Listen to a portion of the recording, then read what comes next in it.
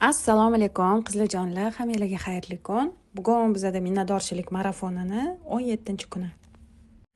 Qizlarjonlar, bugun sizlarga men inshaalloh ikkita vazifa beraman.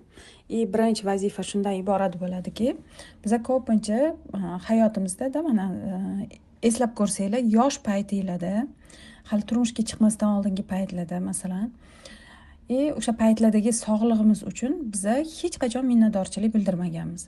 Biza minnatdorchilik qachon bildiramiz? Ko'pincha kasal bo'lganimizda, depressiyaga tushganimizda yoki qattimizdir og'riganida yoki qanaqadir bizaga muammo olib kelganidagina biza o'sha tanamiz bilan ishlaymiz yoki tanamizga e'tibor qaratamiz.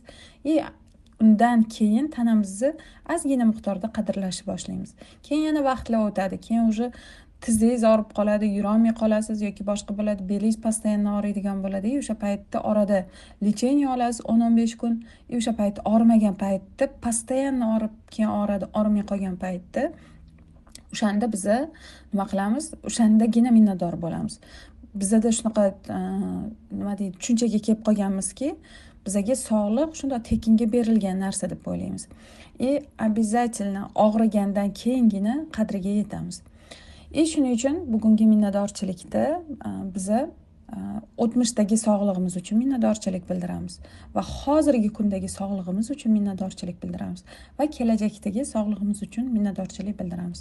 Masalan, kelajakdagi sog'lig'ingiz ko'pchilik hozirgi kundagi sog'lig'idan xavotir olishning sababi kelajakdagi sog'lig'idan xavotir oladi. O'zi tegida qaraganimda o'tirib qolmay, qaraganimda birovga muhtoj bo'lib qolmay, qaraganimda yotib qolmay yoki boshqa bo'lib qolmay. Mana shu narsalar uchun ham biz ko'pincha hozirgi sog'lig'imizda qo'rquvlarga kirib ketamiz. O'lib qolsamchi yoki boshqa bo'lib qolsachi yoki unaqa bo'lib qolsachi, bunaqa bo'lib qolsachi, gumonlarimiz yomonlashib ketaveradi.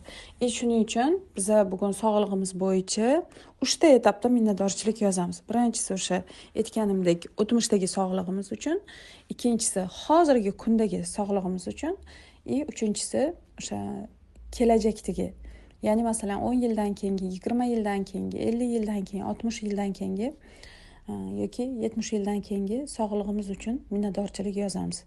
O'sha paytda kelajak uchun minnatdorchilik yozayotgan paytingizda prям mana shu qarigan holatingiz yoki bo'lmasa qaysidir nechadir yoshga kirganingizda juda ham sog'lom yurganingiz, tetik yurganingiz, o'zingiz eplayotganingiz, aqlingiz joyidaligi, juda ham ko'p narsalar, bemalol ko'p joyga yura olayotganingiz, ko'p o'tira olayotganingiz, uyqungiz yaxshiligi, xotirjamligingiz, tanangiz chiroyliligi, ichaklaringiz yaxshi ishlayotganligi, tishlaringiz zo'rligi, hammasi uchun his qilgan holatda tasavvuri ishga solib minnatdorchilik bildiramiz. Endi ikkinchi vazifaga keladigan bo'lsak, ikkinchi vazifa shundan iboratki, ikkinchi vazifada e'tibor berib ko'rgan bo'lsanglar, biz kunimiz davomida hali bilmaydigan narsamizga sразу yomon gumonda bo'lamiz. Bu yomon deganimiz, chunki bizani miyamiz, bizani aqlimiz bizani doim himoya qiladi. Stressga tushib qolmasin, o'lib qolmasin, hali ko'p yashash kerak degan maqsadda har doim birinchi siz ehtiyot bo'lishingiz uchun yomon gumon olib kelib beradi. Lekin bu har doim ham bizga yaxshilik bermaydi. Shuning uchun biz bugun minnatdorchilikda shuni yozamizki, masalan sizga xat kelib qoldi. Pochtalyon xat tashab ketdi. O'sha paytda siz уже o'ylaysiz, kimdan nima xat kelgan ekan? Ish qilib tinchlikmikin? Mana shunaqa o'ylagan paytimizda yoki xayolimizga keladi, yoki GAIdan kelgan, yoki suddan kelgan, yoki nalogdan kelgan, yoki yana nimadandir kelgan. Sразу ichimizda уже gumonimiz, o'y-xayolimiz o'zida kayfiyatimiz tushiramiz. Sразу shuni o'zida страховка yoqamiz yoki boshqa bo'ladi. Aynan shunaqa paytlar uchun eng zo'r minnatdorchilik juda ham ko'p insonlarga muvaffaqiyat olib kelgan, omad eshigini ochgan minnatdorchilikdan bittasi natija uchun minnatdorchilik bildirish. Masalan, sizga xat kelib qoldi, ochmasingizdan oldin o'sha gumon keldimi, sразу natijasi uchun minnatdorman. Mana shu ochganimdan keyingi holat uchun minnatdorman. Shunaqa zo'r holat, shuning uchun minnatdorman.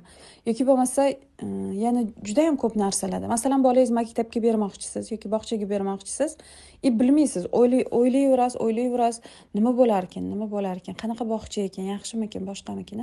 O'shanda ham natijasi uchun minnatdorman. Yoki bo'lmasam yana masalan farzandingiz dunyoga kelishi. farzand dunyoga kelayotganda ham homiladorligimizda juda ham ko'p ikkilanamiz, juda ham ko'p xavotir olamiz, juda ham ko'p masalan o'sha doktorga boramiz, uziga ko'p tushamiz. Bular hammasi to'g'ri, kerakligi uchun tushamiz, lekin ba'zi holatlarda gumonimiz уже bizani qo'rqitadi bir xil paytda. Ishqilib yaxshimikin, ishqilib normalniy tug'ilarmikin, sog' salomat tug'ilarmikin, ishqilib anonsi bo'lmasmikin degan joyda ham o'shanda ham his qilsangiz bo'ladi, natijasi uchun minnatdorman. Natijasini tasavvur qilgan holatda. Masalan, o'sha natija, shunaqa shirin farzandingiz tug'ildi, shunaqa shirin bo'lib tug'ildi, sog'lom bo'lib tug'ildi, siz kutganingizdan a'lo bo'lib tug'ildi. Da doktorlar aytyapti, hamma joyi yaxshi, hamma tomondan soppa-sog'. Oson tug'ildi. Tasavvurda shu narsa bo'ladi. Siz aytasiz, bu yerda minnatdorchilikda natijasi uchun minnatdorman. Shunaqa natijasi uchun minnatdor bo'ladigan holatlaringizdan 10 tasini topib yozasizlar, qizlarjonlar.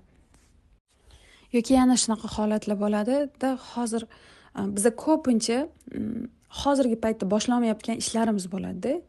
O'zi tegida biza qo'rqib boshlamay o'tirgan ishlarimiz orqasida biza natijadan qo'rquvimiz bo'ladi.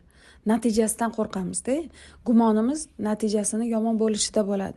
Shuning uchun lutchi deymizda kechiktirib boshlamaymiz o'sha narsani. Shuning uchun hozirgi kunda boshlanmayotgan ishlaringiz uchun ham natijasiga minnatdorchilik yozsangiz, his qilgan holatda, tasavvur qilgan holatda yozsangiz, bu ham sizga muvaffaqiyat, omadni yaqinlashishiga yordam beradi. O'sha ishlaringiz muvaffaqiyatli bitishiga yordam beradi.